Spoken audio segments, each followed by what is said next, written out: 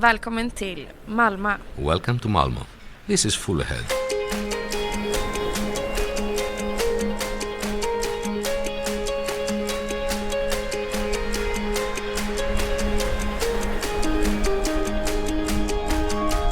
Hello and welcome to this episode of the Full Ahead podcast, recorded at the Ferry Shipping Summit in Malmo. Over the 2 days of the summit, we recorded a really wide range of interviews with a wide range of different people from different parts of Europe and, in fact, all over the world. Yeah, and coming up at a time of continuing change in industry, we'll hear the thoughts of two ferry operators serving very different parts of the world. The vital role that we have in society, and put that into your mind with all the worries, all the black clouds out there. I certainly do remember that period. We have to provide a service to regions, specifically to islands, and then we are giving a commitment with the regions and the people that we are working on. And an award-winning port reveals the secret of their success. I think it's a good split between all parties involved. As I said, the local energy companies sometimes need to do something. It's the ports and also the ferry companies. So it's a combination of the three, and if you have that working, and that's how it works in Kiel, then it works as well. And the price then is also competitive. This is the Full Ahead podcast at the Ferry Shipping Summit 2025 with Alistair Eagles and Nigel Thompson. So, Alistair, how rare then is it to see 8 so-called big hitters on one stage? To have ferry operators first of all give their time, but also talk fairly frankly about what they're up to. Yeah, I think it was amazing actually, that panel debate with 8 leading ferry operators with chief executives sat there having an open discussion, being asked difficult questions from the audience. It was great to see the kind of honesty. It's not a bed of roses out there. There are some challenges, and different people have different views of how to deal with those challenges. But yeah, really hard-hitting panel, really good discussions, and I'm sure the audience and the summit got a lot from that session. A couple of themes emerging was digital and the need perhaps to speed up loading and unloading and use new technology that's out there. As I say, we'll talk about that in perhaps in the final episode of this little series we've done for you. But I spoke to Brian Thorsted Hansen, who's the chief executive of Fjord Line, which operates a fleet of 3 ships between Hirtshals, Kristiansand, Stavanger and Bergen in Norway. Now, he was among the panel of operators giving their views on the state of the industry, the challenges faced and hopes for the future, and one he views with confidence. It's about 5 years from, and previous 14 years in the FDS. So long enough to know about the kind of the business, where it's going and what the challenges are for the future. We've just been listening to a bit of discussion, quite a mixed picture, I think it's fair to say. Some good things, some not so good things. How do you view it? What's your thoughts about the current climate? For me personally, and from a Fjord Line perspective, I would say this is exciting times. There is challenges, of course. We talked about the environmental point of view and the regulatories that is coming ahead or is imposed at the moment. It is quite challenging, but in the end of the day, it's a push, and that's fine. We just need to find our way, and we need to make sure that the regulators are doing their job, because they're not talking the same language from the IMO perspective, from the EU perspective. So the clear playing field needs to be out there. It is not out there at the moment. So that's one thing. And then we talked about digitization and AI, which is of course an enabler for us to innovate and do a better value proposition for our customers and thereby also a better customer experience. But it is a huge area, and we need to work together in terms of getting there, because the next item was standardization, of course, and standardization is an enabler for the innovation. So it is tied together. So very exciting panel discussion. When you hear your colleagues talking probably the kind of same, or using the same words and the same language and the same fears and challenges that you've got, is it reassuring? Do you feel that actually you're not missing a trick? You're all literally, pardon the pun, in the same boat, and that you all perhaps can collaborate? Yeah, I don't think that any of us in the panel, in my view, is surprised of the topics or the challenges or the opportunities out there. What I was advocating for in the panel was more collaboration between us to set the standards, to talk about how to do that, and then of course there was also talk about how do we make our voice heard into the big bodies around us, and how can we strengthen that. And are you hopeful that after today, I mean, today's a great event and it's nice to meet people, but you all go, very busy people, going your separate ways. I mean, do you hope that this will lead to greater collaboration? I think so. I think so. I think that when you have all these topics up in the air at the moment, every operator can see this is a challenge, of course, and we do our stuff. But yeah, I would say that this will get a little bit of a good push forward.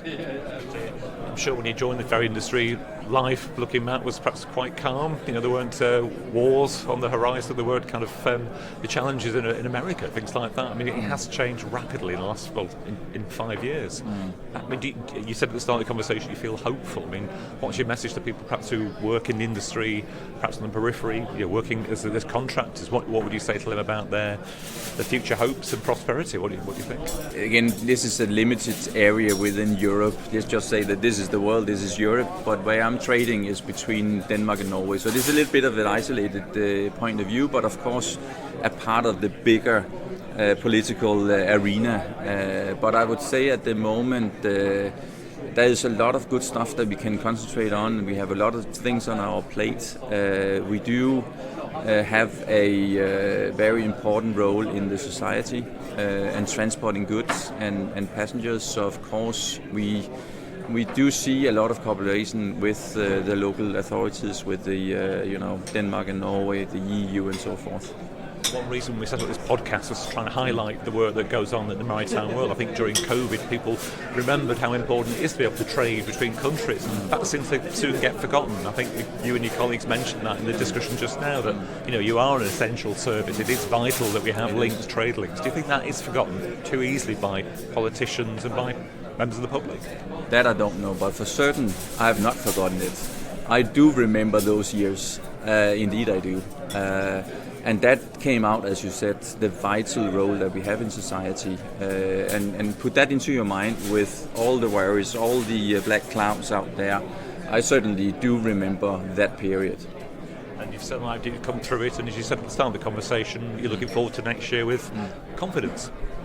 Yeah, I think you never know what happens in the US. You never know what the other crazy guy on the other side is doing.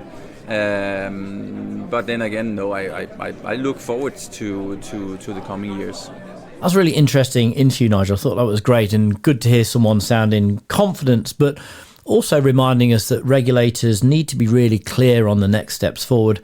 And yeah, I think he agrees, AI, artificial intelligence, there are real opportunities there. It is an enabler. But we shouldn't forget that working together as an industry is also important, particularly with the regulators as we try and set these new standards.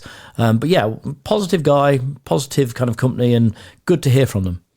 Well, that was the view from the north, the Mediterranean. Balearia operates routes in the Balearics, the Canary Islands, but also to Morocco and Algeria. And I didn't know this until going to the conference as well, but from the US, from Fort Lauderdale to the Bahamas, they're everywhere. Yeah, it's amazing what you learn, isn't it? Yeah, but Juan Pablo Molina is the company's technical director. I certainly know some of those routes. I wasn't quite sure about the US one, but that's news to me, and just shows you, even when you know everything you think, there's still lots to learn. Let's hear what he's got to say. One of the key points that we have always to lead in all our products is the service to the client. We've been working in all the whole life of Balearia, and in fact the name is coming from the Balearic Islands. We've been focusing in this market of the Balearic Islands, and we have learned a lot and enjoyed a lot, providing to the customers with excellent service. And this is what we are spreading to also to the rest of our lines. No? In the DNA of Balearia is always to point the focus in the client and to offer the major efficiency on our ships, and as we have been discussing also with the sustainably, also with the social responsibility that we have with the regions that we are serving, because we are servicing different regions in Spain, but also in the north of Africa, in the US. And yes, and we consider that this model is something that has to be very focused on that. You mentioned in there. You mentioned about having 3 different kind of approaches to sustainability. Just talk us through that. It was a great analogy. Yeah, in general, we are always listening about sustainability, talking only in the environmental part of the sustainability, but as I said, there are three legs of the sustainability. First of all, it has to be economic and sustainable. The companies, we have to be profitable and we have to create wealthness in the areas that we are servicing. Secondly, we have a social leg. We have a social leg where we have to provide a service to regions, specifically to islands, and then we are giving a commitment with the regions and the people that we are working on, and finally also with the environmental shape that is surrounding also the markets that we are sailing.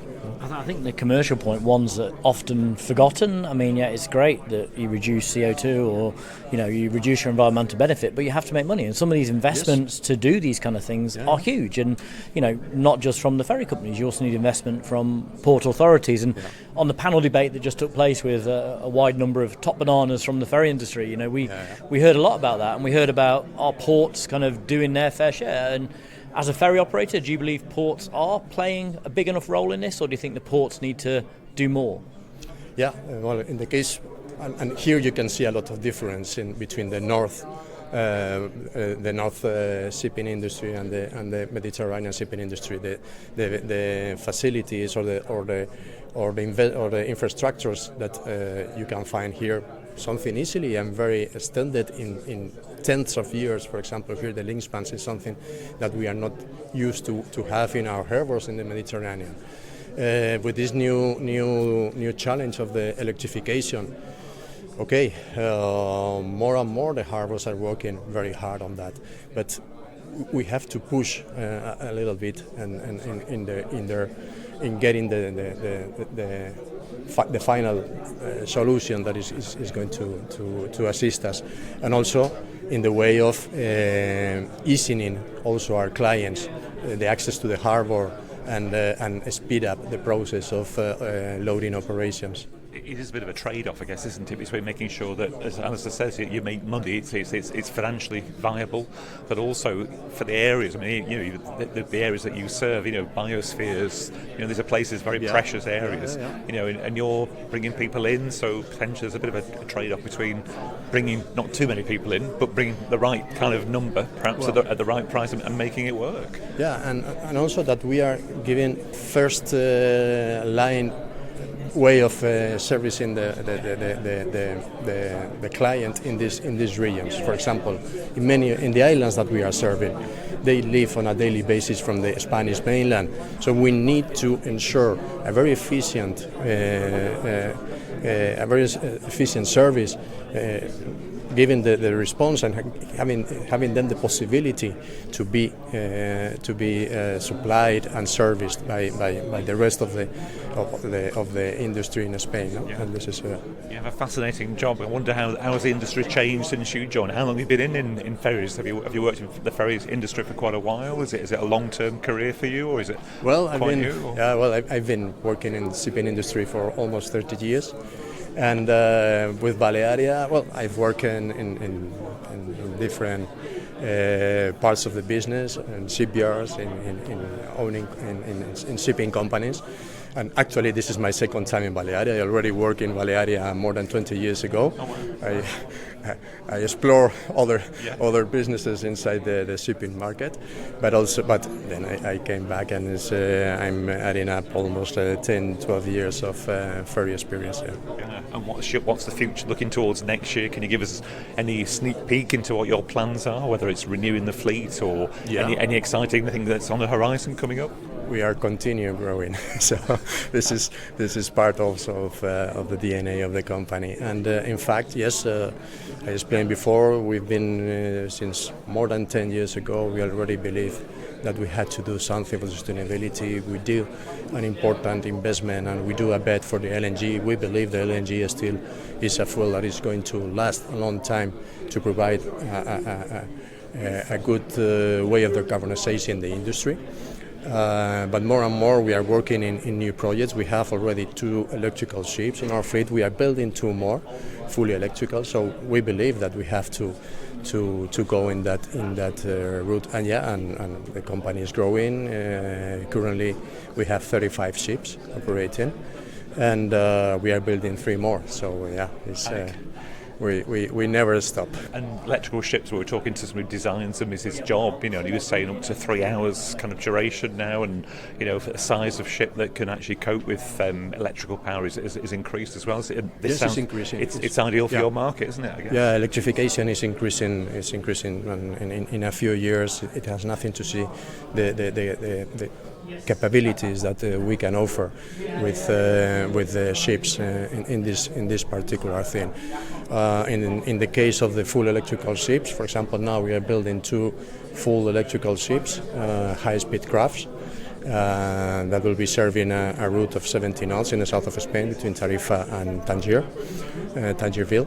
And yes, this is a bet that we are doing in the electrification, but also we are very convinced that we can use electrification in the way of reducing the loading balance on board the ship, to improve the efficiency of the ship sailing and help on our decarbonization targets. Wow, so busy times, exciting times for somebody who's always, head of technology, always. I'm sure, yes. Yeah, that's challenging and exciting, yeah.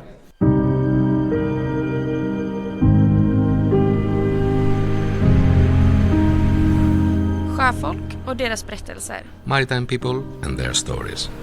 Alistair, we've heard a lot from ferry operators, and in the next edition, as I say, we'll hear from the ports as well, with whom the relationship isn't always perhaps as smooth as it could be. But let's end this edition with a story of success.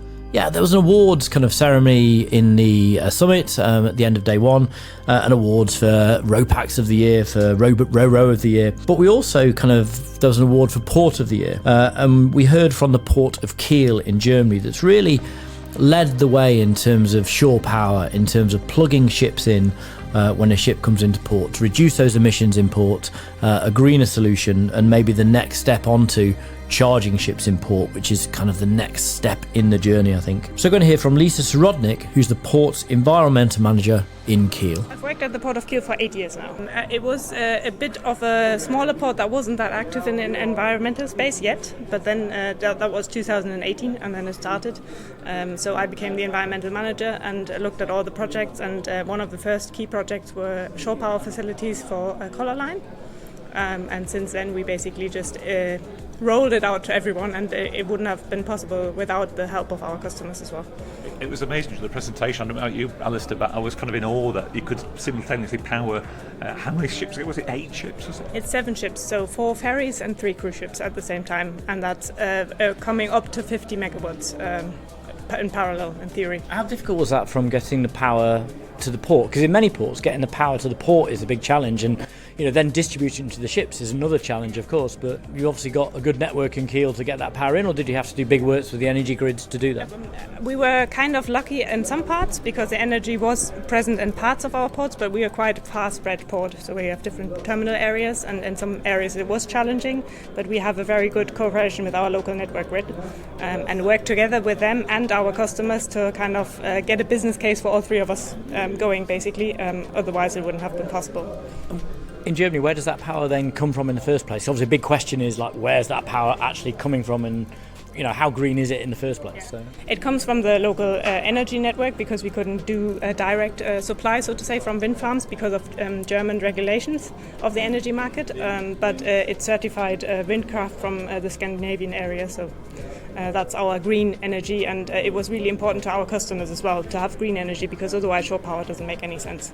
Yeah, and one of the challenges with shore power too is in some ports, depending on the cost per kilowatt, it may be actually cheaper just to continue running your auxiliary engines, because the fuel might be cheaper than the electricity. So that isn't the case in Kiel. No, that was actually a big challenge at the start. So when we started in 2018 with the planning process, that was one of the key feedback we got. It's just too expensive, and no one wanted to take it.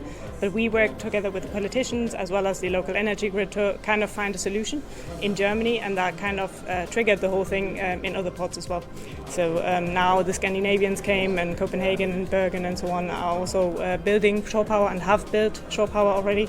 So that was kind of the trigger, rolling it out to everyone in the Baltic Sea area or in the EU area at least. The disruption. I mean, surely when you're building the project, laying the cables and making sure that the berths kind of connect up, a lot of pain beforehand, I'm guessing. It was okay because if you detailed or you have a detailed planning process, that helps. We had to go through the city centre with a quite long cable and a big cable, but it's just part of the project we need to do.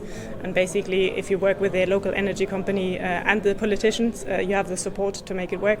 And then we are quite happy that we own our own port infrastructure, so we are relatively free to do the civil works as it fits with our operations, which is always the bottleneck, so to say. How reliable is it? I mean, I seem to go through about 10 iPhone charging cables a year that are told they're great, and after a month it seems to not be working anymore. The cables, the connections, is it pretty reliable, or do you have problems? Or now it is, I would say. So we've been doing it, as I said, since 2018. At the start, it wasn't that much reliable. We were really lucky that we could benefit from the lessons learned that the first port who did it, Port of Hamburg in Germany, made, and we basically benefited from the lessons learned. And with the years, the technology companies building the shore power facilities got better and better. So now it's really reliable. So we are supplying our ferries with 100% basically a year, and our cruise ships are coming up to 70% shortly, so that's really good. We heard some comments in the panel debate about maybe the ferry companies taking all the risk and the ports not really taking much risk, and I guess you would disagree with that then? Yeah, I would disagree with that. I think it's a good split between all parties involved. As I said, the local energy companies sometimes need to do something. It's the ports and also the ferry companies. So it's a combination of the three, and if you have that working, and that's how it works in Kiel, then it works as well. And the price then is also competitive. And for the benefit of our listeners, it's not just as simple as kind of lobbing a cable onto a ship. There also needs to be quite a lot of changes on the ship to take the power on board effectively. It's not a simple solution. You need work in the port and work on the ship. Yeah. No, if you look at our website, there's a big infrastructure that you have to build as a port. It's an investment that is quite significant that the port has to pay, but also the ship has to do the retrofit. And only if both parties carry the costs, then it can work, the whole project. Congratulations on the award. I mean, it must be a bit of a thrill and I guess confirmation that it was a good project to do. But as we're hearing, the story's not over, is it? You're aiming to go even further? I was very inspired by this charging opportunity because the shore power facilities are big, because they are built according to the norm, and the ships are only in the port for a certain amount of time. So we have the night time where we could charge batteries in theory. So that's kind of the spin-off that we are now thinking about. How can we progress with the shore power facilities in our port to make the best use of it, basically.